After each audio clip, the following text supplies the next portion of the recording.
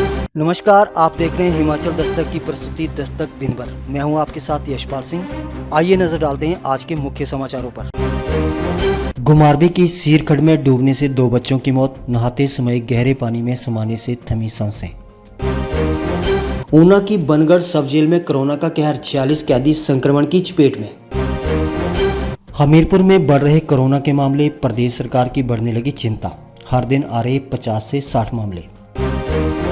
विपक्ष की आवाज दबाने में उतारू प्रदेश की तानाशाह सरकार, राजभवन के बाहर मौन प्रदर्शन करने से रोकने पर विफरे कुलदीप सिंह राठौर।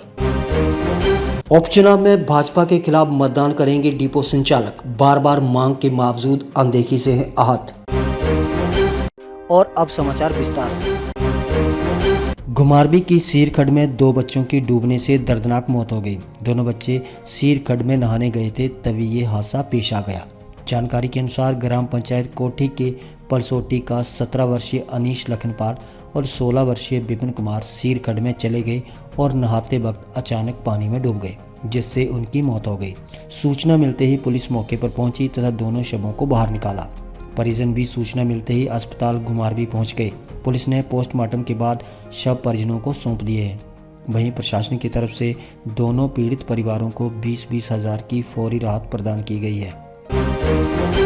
जिला ऊना के बनगढ़ स्थित सब जेल में कोरोना वायरस बुरी तरह से फैल रहा है। मौजूदा परिस्थितियों में जेल में बंद करीब 46 कैदी संक्रमित पाए जा चुके हैं, जिसके चलते कारागार के कुछ हिस्से को ही कोविड केयर सेंटर में तब्दील करने का बड़ा फैसला लिया गया है। इसी के चलते सोमवार को एसडीएम डॉक्टर निधि पटेल ने दल बल के साथ मौके पर पहुंचकर स्थिति का जायजा लिया। इस दौरान उन्होंने जेल में मौजूद अन्य कैदियों और कर्मचारियों को कोविड-19 से बचाव के लिए सुरक्षा उपकरण प्रदान किए।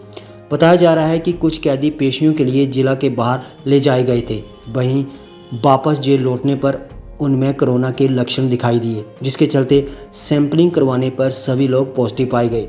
इसी दौरान इन्हीं बैरकों में मौजूद अन्य कैदियों की जब टेस्टिंग करवाई गई तो सभी लोग संक्रमण की चपेट में पाए गए। हालांकि संक्रमित पाए गए अधिकतर रोगियों में कोई खास लक्षण नजर नहीं आ रहे हैं। हिमाचल प्रदेश में भले ही अभी कोरोना के मामले उस तरह से नहीं बढ़ रहे हैं जो कि चिंता बढ़ जाए, परंतु एक जिला ऐसा है जिसने इन दिनों सरकार व स्वास्थ्य विभाग की चिंता को बढ़ा दिया है। यहाँ से लगातार ज़्यादा मामले सामने आ रहे हैं। स्वास्थ्य विभाग के मुताबिक जिला हमीरपुर में रोज़ाना 50 से 60 मामले सामने आने लगे हैं, जो चिंता की बात है। पिछले 1 महीने से इस जिला में कोरोना के मरीज तेज़ी से बढ़े हैं। लोगों को 100% कोरोना की वैक्सीन की पहली डोज लगने के बाद जिला में यहां पर कोरोना के मामले कम होने के बजाय तेज़ी से बढ़ना विभाग की चिंता को बढ़ा रहा है। विभाग को डर है कि अगर हर दिन यहां पर कोरोना के मरीज इसी रफ्तार से आना जारी रहे तो ये मुश्किलें खड़ी कर सकता है। आखिर इस जिले में कोरोना के मामले तेज़ी से क्यों बढ़ रहे हैं, विभाग इस बात का पता लगाने में जुट गया है। इसके लिए विभाग ने 15 सैंपल जांच के लिए दिल्ली भेजे हैं। अब विभाग को उन सैंपल की रिपोर्ट मिलने का इंतज़ार है। रिपोर्ट आने के बाद इसकी सही तस्वीर सामने आएगी कि आखिर हमीरपुर में मामले ज़्यादा क्यों आ रहे हैं और ये कौन सा वेरिएंट है। उत्तर प्रदेश के लखीमपुर खीरी में किसानों की निर्मम हत्या व घटना के विरोध में कांग्रेस द्वारा सोमवार को देश भर में मौन प्रदर्शन किया गया। राजधानी शिमला में भी कांग्रेस द्वारा राजभवन के बाहर मौन प्रदर्शन किया गया। सुबह 11 बजे कांग्रेस के कार्यकर्ता मौन पर बैठने के लिए राजभवन पहुंचे, लेकिन सुरक्षा कर्मियों ने राजभवन के गेट के सामने बैठने से कार्यकर्ताओं को रोक दिया, जिसके चलते कुछ देर तक कांग्रेस कार्यकर्ताओं की सुरक्षा कर्मियों से बहसबाजी होती रही। उसके बाद कांग्रेस अध्यक्ष कुलदीप सिंह राठौर राजभवन के बाहर ही धरने पर बैठ गए। कांग्रेस अध्यक्ष कुलदीप सिंह राठौर ने बीजेपी सरकार पर विपक्ष की आवाज़ दबाने के आरोप लगाए और कहा कि लखीमपुर में हुई घटना के खिलाफ देश भर में आज कांग्रेस मौन प्रदर्शन कर रही है और शिमला में भी राजभवन में यहां कांग्रेस कार्यकर्ता मौन प्रदर्शन करने पहुंचे थे, लेकिन कार्यकर्ताओं को बैठने से रोका गया, जबकि राजभवन को पहले ही इसको लेकर पत्र लिखा गया था। लखीमपुर में किसानों के मंत्री के बेटे द्वारा हत्या की जाती है और केंद्रीय मंत्री के खिलाफ कोई कार्रवाई नहीं की जाती। उन्होंने कहा कि कांग्रेस पार्टी केंद्रीय राज्य मंत्री के इस्तीफे की मांग कर रही है। जब तक वे इस्तीफा नहीं देते उनका आंदोलन जारी रहेगा। हम बार बार कहते आए हैं कि इस देश में लोकतंत्र की हत्या हो रही है।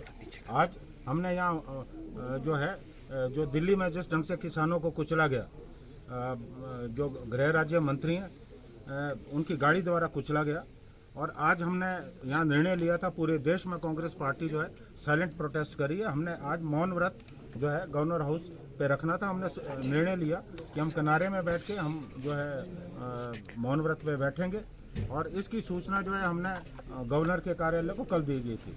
हम कोई प्रोटेस्ट नहीं कर रहे थे, कोई नारेबाजी नहीं होनी थी। और आज जो है सुबह हमारे पार्टी के कार्यकर्ताओं को जो यहाँ मौन व्रत पे बैठने वाले थे उन्हें जो है रोका गया। मैं इसकी बिल्कुल निंदा करता हूँ और ये बिल्कुल गलत है। लोकतंत्र की जो परंपराएं उनके खिलाफ है। विपक्ष को लोकतंत्र में अपनी बात कहने का पूरा हक है और विपक्ष की आवाज़ को कोई दबा नहीं सकता। बड़ी से बड़ी जो ताकत हो, हम दबने वाले नहीं है, ना डरने वाले हैं। और अगर आज जो इन्होंने किया बिल्कुल गलत है, मैं इसकी भर्त्सना करता हूँ और प्रशासन को चेतावनी देता हूँ कि हमारे सब्र का इम्तिहान ना ले। प्रदेश में हो रहे उपचुनावों में डिपो संचालक सरकार के खिलाफ मतदान करेंगे, क्योंकि बार बार मांग उठाने के बाद भी सरकार डिपो संचालकों के लिए कोई स्थायी नीति नहीं बना पाई है। ऐसे में विरोध स्वरूप डिपो संचालकों ने सरकार के खिलाफ मतदान करने का निर्णय लिया है।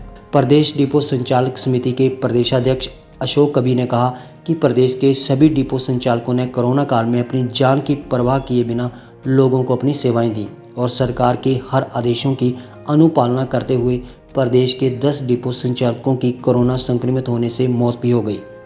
डिपो संचालकों को APL व APLT के राशन पर मात्र 3% कमीशन देकर डिपो संचालकों के साथ भद्दा मजाक किया जा रहा है। अशोक कबीर ने कहा कि डिपो संचालकों के प्रदेश स्तरीय सम्मेलन में सर्वसहमति से ये निर्णय लिया गया है कि उपचुनाव में डिपो संचालक सरकार के खिलाफ मतदान करेंगे। आज के लिए बस इतना ही। देखते रहिए हिमाचल दस्तक टीवी, दिल से दिमाग तक। शुभ रात्रि।